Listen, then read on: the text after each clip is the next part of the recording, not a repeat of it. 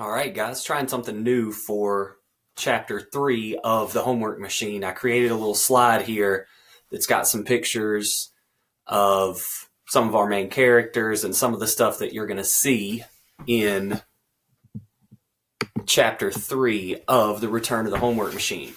Quick recap: in chapter 2, all our main characters were talking to the police chief about something that happened, and they're worried that the computer has kind of got like a mind of its own, and there's one piece that they can't find. And we learned about, evidently there was an ancient Egyptian civilization in the Grand Canyon, and based on the cover with the mummies, we think that might be important to what's going on. So I'm going to start reading here. Chapter 3 in November. Here's Brenton. I couldn't stop thinking about the blinking light and the chip that controlled it. It was still out there somewhere. That Milner guy kept emailing me and asking if I had found it yet. I didn't like that guy. So this guy is still bothering these kids even after he showed up at their house, and we know he's a marketing guy and just kind of wants to make some money. Here's Snickwad. I bought another Estes rocket called Blue Ninja. It was beautiful. Around 30 inches tall with a D engine and colored fins and nose cone. Brenton and I put it together real carefully, making sure all the electrical stuff was right this time. Then we took it out to the field, set it up, we did the countdown, I pushed the button, and the thing shot up like a rocket. Yeah. I mean, it went up perfectly. I don't know exactly how high it got, but the box said it could go 780 feet. Then, just like it said on the box, the parachute popped out and the rocket floated back down to us. Oh man, that was a beautiful sight. We were all yelling and screaming like we had won the lottery or something. Way cool. I was hooked on model rockets. Here's Mr. Murphy. I was thrilled when the kids came in and told me about Sam's model rocket. Boys like Sam need a passion in life they can get excited about. Otherwise, they get into trouble. And rocketry is an excellent hobby. That's what I did when I was a kid, and it took me all the way to a career at NASA. This was one of those magical, teachable moments. I could use their interest in rocketry to teach them about electricity, geometry, math, physics, earth science, weather, the environment, you name it. It's always good to sneak in a little learning when the kids least expect it. Here's Kelsey. Yeah, shooting stuff up in the air is cool. Now Judy Douglas. Mr. Murphy started a rocketry club at school. Snick and Brenton were the only ones who signed up, and the principal said you need at least 3 participants to have a club. So Kelsey and I signed up too, even though, as I said before, I have mixed feelings about rockets. I just wanted the boys to have their club. I must admit, it was pretty neat watching the rocket launch. You have to be really careful though. The boys didn't want to read the safety warnings, but I did. When you launch a rocket, everybody has to back away a certain number of feet, depending on the power of the engine. You need to have a blast deflector to prevent the exhaust from hitting the ground. I never realized the countdown had a purpose. You do it to make sure everyone is paying attention. And if the engine fails or misfires, you're supposed to remove the safety interlock, disconnect the battery, and wait 60 seconds before you approach the rocket. It's surprisingly complicated. Here's Snickwad. I have this bank account where I keep birthday money that was given to me by my grandparents and stuff. There was almost $1,000 in it. My mom said I could use some of the money to buy rocket gear. So I bought some more rockets, launchers, extra engines, and some other stuff I knew I would need. Mr. Murphy. In my day, the idea of launching a rocket was strictly government business. It was very difficult to build a homemade rocket. But now, plain old citizens all over the world are building very sophisticated rockets and launching them on their own. It is actually possible to shoot something out of Earth's atmosphere. Judy. One day at school, Kelsey showed up with a pink t-shirt that said, "Polar bears are people too." There was a picture of a bear hanging onto a little ice floe. I told her it was cute. She told me she saw some documentary about the environment the night before, and it changed her life. Here's Kelsey. Did you know that we burn 20 million barrels of oil a day? Every day! And what do you think happens to it after it's burned? It turns into carbon dioxide, which is trapped by the atmosphere, which is getting hotter and hotter each year. Glaciers are melting. Species are becoming extinct. We're going to make this planet uninhabitable, and nobody even cares. Why aren't we doing anything about this? The world is coming to an end, and all kids care about is who Britney Spears and Lindsay Lohan are going out with. It's ridiculous. And that's why there's a picture right here with Britney Spears and Lindsay Lohan at the bottom, because this book was written in 2009, which is now 11 years ago. And I know you guys probably have no clue who they are. So they were just super famous at the time. Here's Judy Douglas. She went on and on about the melting ice caps, stranded polar bears, greenhouse gases, and all that stuff. I care about the environment too, of course. Everybody does. We recycle. But Kelsey always goes to the extreme. She is such an alarmist. I mean, really.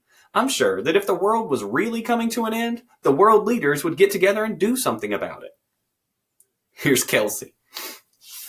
I would never say this to her face, but Judy can be a little selfish and narrow-minded sometimes. Her biggest concern always seems to be getting into law school someday and her own future. Maybe she should spend a little more time thinking about the future of the human race. Here's Snickwad. I thought it was a riot. Kelsey was always into weird stuff that will attract attention to her. One day she comes in with pink hair or a pierced belly button, and the next day, out of nowhere, she's a tree hugger. And then the day after that, she forgot all about it. She cracks me up. You never know what she's going to be into next. Here's Kelsey. Yeah, they made fun of me. Kids have always made fun of me. And you know what? I don't care. I used to care when I was little. But after a while, you have to stand up for what you believe in. I think it's entirely possible that the world is going to come to an end in my lifetime or my children's lifetime. What a horrifying thought. She's in the 6th grade saying stuff about her children's lifetime. Good to be concerned about the environment, but she is going a little extreme. Here's Snickwad. Kelsey was telling us her doomsday scenario about the world coming to an end and all this stuff. She was so serious, but it was hard to keep a straight face. So I looked over at Brenton and he looked at me, and he's got this sly grin on his face and a gleam in his eye. And I know what he's thinking, and he knows what I'm thinking. And the rest, well, you know what happened. If Snickwad's got a gleam in his eye, I think this might be where they start to get into trouble here. Here's Judy. Remember Red Sox Day? It was the day after Brenton got on the internet and spread around this message that everybody should wear red socks to school. Sure enough, the next day, just about every boy and girl in America wore red socks to school. It was pretty amazing. Anyway, when Kelsey was talking about the end of the world, Brenton and Snick got this screwy idea in their head that it would be a funny prank to invent a fake doomsday cult. I told them it was a bad idea and they were hurting Kelsey's feelings. But did the boys listen? No, of course not. They're boys. You remember Judy's essay on if girls ruled the world. Kelsey. The boys got all excited about this stupid idea about seeing how many suckers would believe the end of the world was coming. At first, I was offended because they were making fun of me and not taking my ideas seriously. But then I just decided that they were silly and immature, which is what boys are. Here's Brenton. We thought it would be cool to start a cult of nutballs who worship the Grand Canyon. And I've got a picture of the Grand Canyon there for you. And that's also where all of our characters live. They live like right next to the Grand Canyon. Life began there millions of years ago, we decided. When aliens landed and creatures from the center of the earth came up through the crack in the surface to mate with them. That's how the human race started. We decided to name this philosophy Canyonism. I started working up a Canyonism website. Snickwad. I wanted to call it Brentonism, but he didn't want his name in it. Brenton is so modest. Or maybe he just didn't want his name with it because they know they're going to end up getting in some trouble. We worked out the details of this bogus cult. We decided that Canyonists worship a mysterious genius named Not Nerb, which is just Brenton spelled backwards. Not Nerb performs miracles, and if you pray to him, he'll reward you with frequent flyer miles and other awesome prizes, just like a game show. And if you don't want the prizes, you can lose weight instead. That's what people want in life, right? To have more stuff or to lose weight? Anyway, we decided that canyonists can achieve immortality if they stand on their heads and become one with the earth. And everybody has to eat one Hostess Twinkie every day to advance to the afterlife. And it's a sin to eat pretzels on Wednesday. It was just stupid stuff, you know? Oh, and the world was going to end on Mother's Day for everyone except the people who are in the Grand Canyon. They'll be protected. Brenton and I were laughing our heads off. Here's Brenton. The website was up just a few minutes when I got an instant message from some guy in Ohio who wanted to become a canyonist. He said he had been searching his whole life for something to believe in, and that canyonism was the first thing he'd seen that made sense. He wanted to send us money and everything. It was just sad and pathetic that anyone would take such a thing seriously. But soon, the website had hundreds of hits. People are crazy. Here's the police chief now, who, after the first book didn't really have much of a twang, now has developed a bit of a country twang. It was round about the end of November, I reckon, when I found a white male runaway wandering around Grand Canyon Village, about 20 years of age. Said he worshipped the Grand Canyon. Kid kept trying to stand on his head and pray to somebody named Knotnerb. Wasn't making any sense at all. Figured he was high on something. We put him on a bus heading back east. I tell you, we get all kinds of loonies here, so I didn't think much of it. Kid had a backpack filled with Twinkies. Here's Brenton. A couple of days after the website went up online, I got another email from that Milner guy. He went on and on about canyonism and what a brilliant idea it was. He's just trying to make some money. He wanted to team up or something and promised me there would be millions of dollars to be made from canyonism. He wanted to print books, make videos, and sell souvenirs to saps who bought the idea. I didn't like Milner. I didn't like what he was suggesting we do. I pulled down the website. Maybe I should have changed my email address so he would stop bothering me. Here's Judy. Richard Milner was the strange man who somehow found out about the homework machine while we were using it. He pestered us for a long time about it. It was almost like stalking. I wanted to call the police on him, but the others talked me out of it. I think they should have called the cops. I mean, this is a grown man messing with a bunch of, now they're sixth graders, but he just keeps trying to get in touch with them, showed up at their house. Nah, cops need to be getting involved with this guy. Here's Snickwad. Personally, I thought Milner was harmless. He just wanted to make money. Nothing wrong with that. It's America, right? We all want to get rich or die trying. But the others were so freaked out by the guy, especially Brenton. Brenton was really spooked. Here's suddenly twangy Police Chief Rebecca Fish. Day after Thanksgiving, one of our copters spotted somebody wandering around the canyon near the same spot where them kids chucked the computer.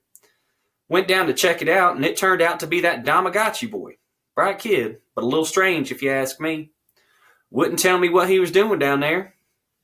But it was late in the day, and the boy didn't have enough water with him. I was afraid he might not be able to get back up before dark, so I brought him out.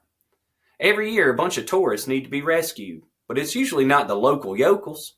I just figured it's kids doing stupid things. Boys will be boys. Here's Judy Douglas. I became very concerned when we heard that Brenton was wandering around the canyon and the police had to rescue him. It's just not like him to be irrational. They say there's a thin line between genius and madness. I was wondering if maybe Brenton was crossing the line. Here's Snick. Snickwad. All geniuses are a little nuts, right? Brenton once told me that thousands of years ago, an alien spaceship crash-landed into the Grand Canyon. He read about it on the internet, and he really thought it might be true. I figured he was looking for the spaceship. Why else would he be hiking down there with no water at the end of November? So that might have been a little bit of the inspiration for their canyonism idea with the aliens. Brenton kind of believes there's a little truth to it. Here's Kelsey.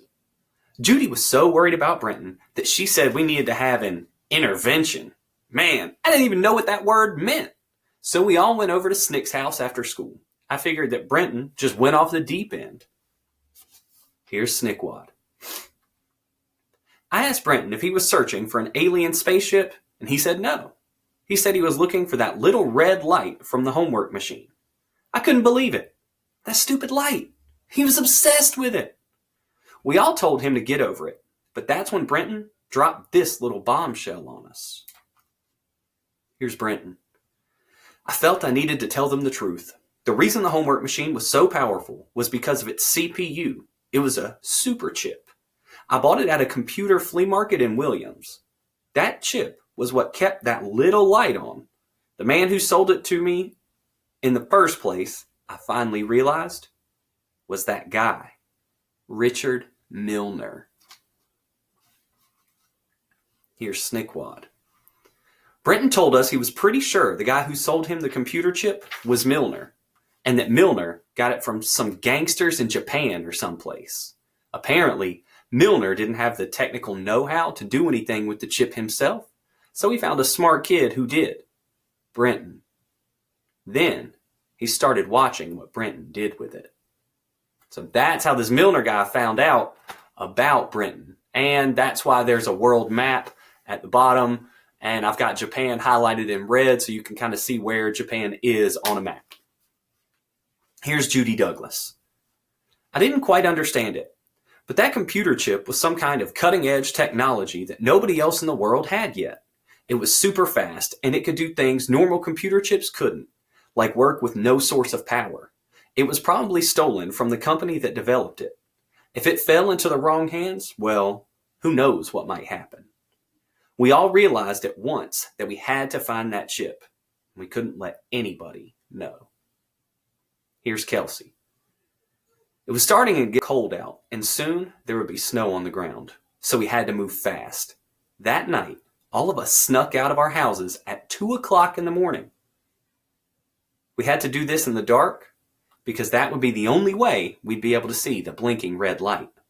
Snick had a metal detector. The rest of us brought flashlights. It was exciting. We hiked down until we found the spot where the homework machine landed. We spent about an hour down there, searching on our hands and knees, but we never found the stupid light or the stupid chip. And that's the end of chapter 3, so I'll see how this goes. I'll listen to your feedback. Let me know what you think about me posting this on YouTube and having it up for several days instead of doing like an Instagram live read where it's only up on my story for 24 hours. Again, miss you guys. Hope to see you soon. Take care. If you need me, give me a call. Toodles.